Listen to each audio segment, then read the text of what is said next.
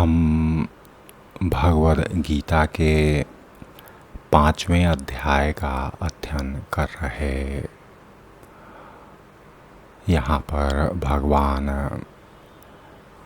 अर्जुन को यह सीख देते कि भक्ति में लगे बिना केवल समस्त कर्मों का परित्याग करने से कोई सुखी नहीं बन सकता, परंतु भक्ति में लगा हुआ विचारवान व्यक्ति शीघ्र ही परमेश्वर को प्राप्त कर लेता है।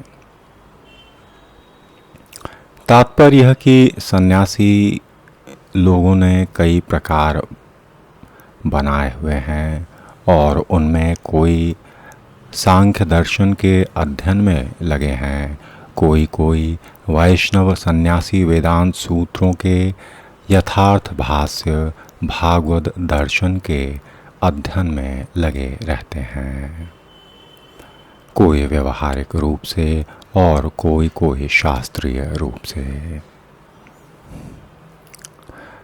भागवत संप्रदाय के छात्र पांचरात्र की विधि से भगवान की भक्ति करने में लगे रहते। अतः वैष्णव सन्यासियों को भगवान की दिव्य सेवा के लिए अनेक प्रकार के कार्य करने होते। उन्हें भौतिक कार्यों से सरोकार नहीं रहता, किंतु तो भी वे भगवान की भक्ति में नाना प्रकार के कार्य करते रहते हैं। किंतु वे जो सांख्य वेदांत के अध्ययन एवं चिंतन में लगे रहते, वे भगवान की दिव्य भक्ति का आनंद नहीं उठा पाते। चूँकि उनका अध्ययन अत्यंत जटिल होता, अतः वे कभी कभी ब्रह्म चिंतन से ऊबकर समुचित बोध के बिना भागवत की शरण ग्रहण करते हैं। फलस्वरूप श्रीमद् भागवत का भी अध्ययन उनके लिए कष्टकर हो जाता। मायावादी सन्यासियों का शुष्क चिंतन तथा कृत्रिम साधनों से निर्विशेष विवेचना उनके लिए व्यर्थ होती। भक्ति में लगे हुए अनेकों सन्यासी अपने दिव्य कर्मों को करते हुए प्रसन्न रहते और यह भी निश्चित रहता है कि वे भगवत धाम को प्राप्त होंगे। मायावादी सन्यासी कभी कभी आत्म साक्षात्कार के पद से नीचे गिर जाते और फिर से समाज सेवा परोपकार जैसे भौतिक कर्म में प्रवृत्त होते। अतः निष्कर्ष रूप में यही कहा जा सकता कि भगवत भावना से युक्त व्यक्ति के कार्यों में लगे रहने वाले लोग ब्रह्म अब्रह्म विषयक साधारण चिंतन में लगे सन्यासियों से श्रेष्ठ हैं। यद्यपि वे सन्यासी भी अनेक जन्मों के बाद उन भगवान की भावना में ही भावित हो जाते हैं। 7वें श्लोक में भगवान ने अर्जुन से कहा, योग युक्त विशुद्धात्मा विजितात्मा जितेंद्रिय सर्वभूत आत्मभूतात्मा कुर्वन् अपि न लिप्यते। जो भक्ति भाव में कर्म करता, जो विशुद्ध आत्मा है और अपने मन इंद्रियों को वश में रखता, वह सबों का प्रिय होता और सभी लोग उसे प्रिय होते। ऐसा व्यक्ति कर्म करता हुआ भी कहीं भी नहीं बंधता।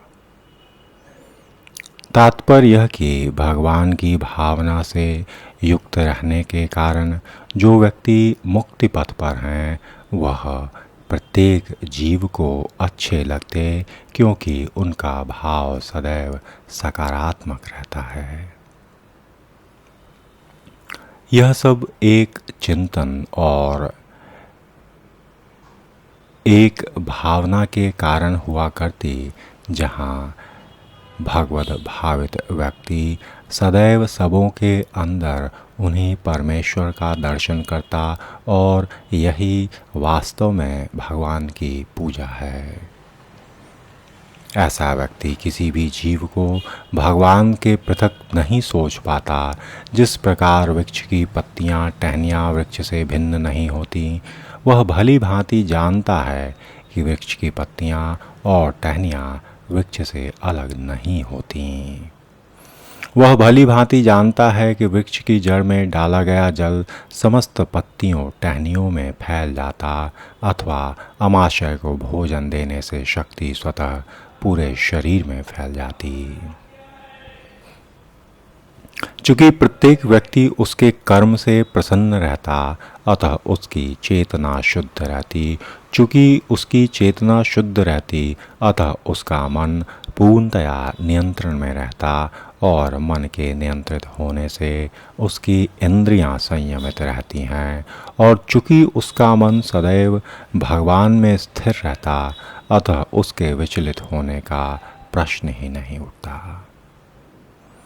न ही ऐसे व्यक्ति को भगवान से संबद्ध कथाओं के अतिरिक्त अन्य कार्यों में अपनी इंद्रियों को लगाने का अवसर भी नहीं होता। ऐसे लोग भगवान की कथा के अतिरिक्त वास्तव में तो अन्य कुछ भी सुनना ही नहीं चाहते। वह भगवान को अर्पित किए हुए बिना जो भोजन होता उसे ग्रहण नहीं करते, और ऐसे किसी स्थान में जाने की इच्छा नहीं रखते जहाँ भगवान के प्रेमी न हों। और इस प्रकार ऐसे लोग, हे अर्जुन, इंद्रियों को वश में रखने का सामर्थ्य प्राप्त करते।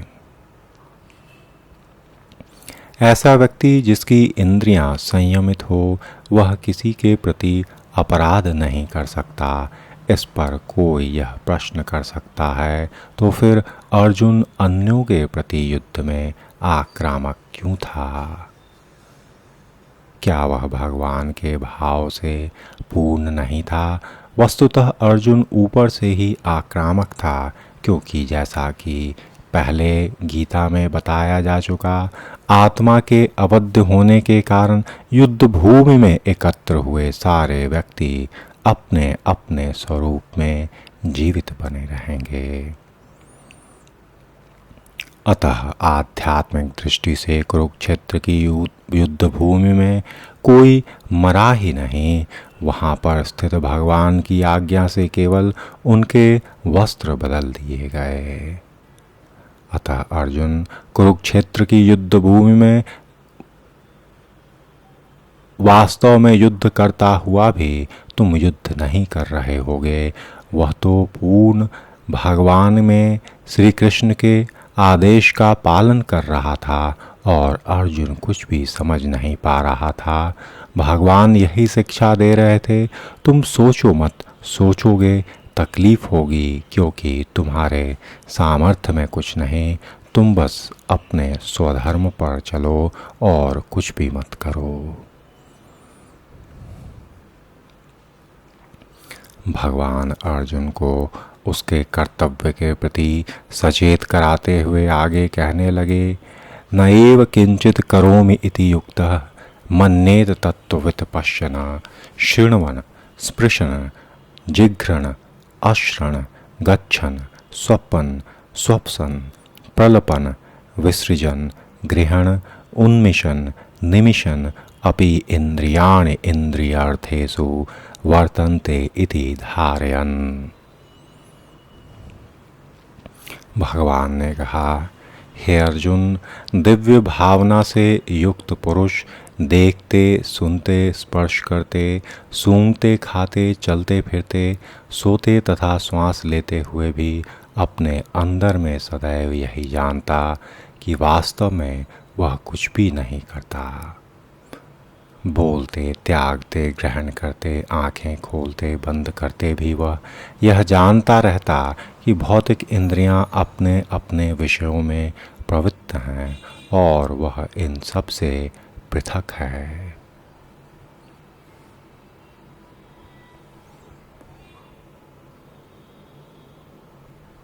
तात्पर्य यह कि भगवान के खोज में लगा व्यक्ति का जीवन शुद्ध होता, फलतः उसे निकट तथा दूरस्थ 5 कारणों कर्ता कर्म अधिष्ठान प्रयास तथा भाग्य पर निर्भर किसी कार्य से कुछ लेना देना नहीं रहता। इसका कारण यह है कि वह भगवान की दिव्य सेवा में लगा रहता। यद्यपि ऐसा प्रतीत होता है कि वह अपने शरीर इंद्रियों से कर्म कर रहा, किंतु वह अपनी वास्तविक स्थिति के प्रति सचेत रहता, जो कि आध्यात्मिक व्यस्तता है। भौतिक चेतना में इंद्रियां इंद्रिय तृप्ति में लगी रहती, किंतु भगवत भाव में रत व्यक्ति की इंद्रियां श्री कृष्ण की तुष्टि में ही लगी रहती। अतः भगवान की भावना से युक्त व्यक्ति सदा मुक्त रहता, भले ही वह ऊपर से भौतिक कार्यों में लगा हुआ दिखाई पड़े। देखने तथा सुनने के कार्य इंद्रियों के कर्म हैं, जबकि चलना बोलना मल त्यागना इत्यादि कर्मेंद्रियों के कार्य हैं। और भगवान के भाव में युक्त व्यक्ति कभी भी इंद्रियों के कार्यों से प्रभावित नहीं होता। वह भगवत सेवा के अतिरिक्त कोई दूसरा कार्य नहीं कर सकता, क्योंकि उसे ज्ञात है कि वह भगवान का शाश्वत दास है।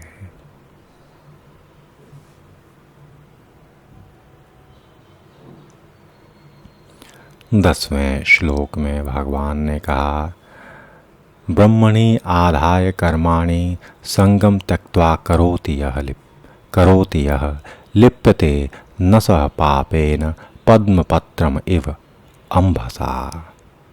जो व्यक्ति कर्मों उसके फलों को परमेश्वर को समर्पित करके आसक्ति रहित होकर अपना कर्म करता, वह पाप कर्मों से उसी प्रकार अप्रभावित रहता, जिस प्रकार कमल पत्र जल से अस्पृश्य रहता। तात्पर्य यह कि यहाँ पर ब्रह्मणि का अर्थ श्री कृष्ण भावना में है। यह भौतिक जगत प्रकृति के 3 गुणों की समग्र अभिव्यक्ति है, जिसे प्रधान की संज्ञा दी जाती। वेद मंत्र सर्वभूत ब्रह्म तस्मात् एतद् ब्रह्म नाम रूपमन्नम चचायते तथा भगवद गीता में मम योनिर्महद् ब्रह्म से प्रकट है कि जगत की प्रत्येक वस्तु ब्रह्म की अभिव्यक्ति है। और यद्यपि कार्य भिन्न भिन्न रूप में प्रकट होते, किंतु तो भी वे कारण से अभिन्न हैं। ईशोपनिषद में कहा गया है कि सारी वस्तुएं परब्रह्म या श्री कृष्ण से संबंधित हैं, अतएव वे केवल उन्हीं की हैं। और जो यह भली भांति जानता कि प्रत्येक वस्तु भगवान की है और वे ही प्रत्येक वस्तु के स्वामी हैं, अतः प्रत्येक वस्तु भगवान की सेवा में ही नियोजित है, उसे स्वभावतः शुभ अशुभ कर्म फलों से प्रयोजन नहीं। यहाँ तक कि विशेष प्रकार का कर्म संपन्न करने के लिए भगवान द्वारा प्रदत्त मनुष्य का शरीर भी भगवद भावना में और उनकी सेवा में संलग्न किया जा सकता, और तब यह पाप कर्मों के कलमश से वैसे ही परे रहता जैसे कि कमल पत्र जल से निकट होकर भी भींगता नहीं।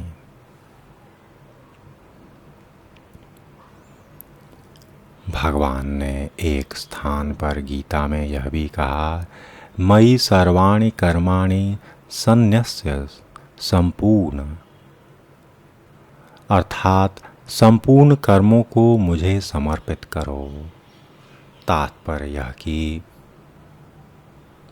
भगवान की भावना से विहीन शरीर एवं इंद्रियां अपना स्वरूप समझकर ही कर्म करते, किंतु भगवद भाव से युक्त यह समझकर कर्म करता कि वह देह जो कर्म में रत है श्री कृष्ण की संपत्ति है, अतः इसे श्री कृष्ण की सेवा में प्रवृत्त होना चाहिए, और तब वह सजग होकर कर्म कर सकता। बात सजगता, चित्त की एकाग्रता इन चीज़ों की है, और भगवान वे एकाग्र होने के स्थान हैं, क्योंकि वे ही एकमात्र ऐसे हैं जो केंद्रित हैं।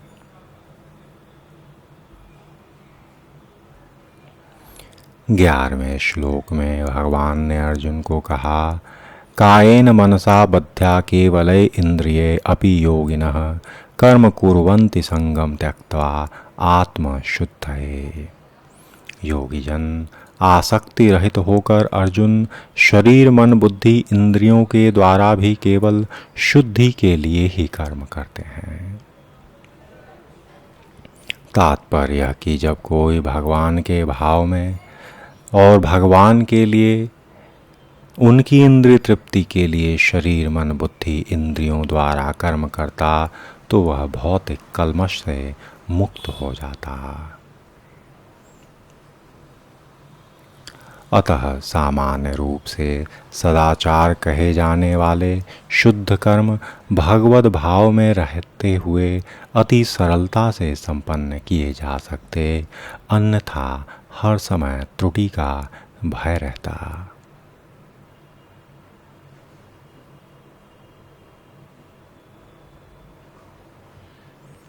भक्ति रसामृत सिंधु में एक जगह कहा गया कि अपने शरीर मन बुद्धि वाणी से भगवान के भावना में स्थित होकर कर्म करता हुआ व्यक्ति इस संसार से भी मुक्त रहता, भले ही वह तथाकथित अनेक भौतिक कार्यकलापों में व्यस्त क्यों न रहे।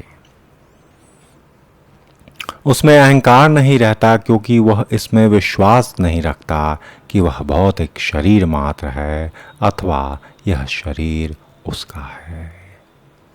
वह जानता है कि वह यह शरीर नहीं है और न यह शरीर ही उसका है, वह स्वयं भगवान का है और उनका यह शरीर भी उन्हीं की संपत्ति है।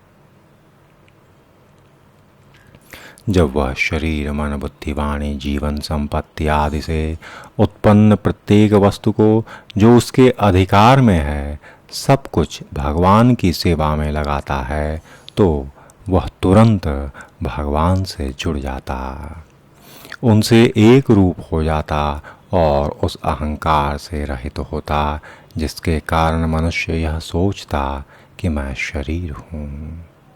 और यही भगवान की पूर्ण अवस्था है।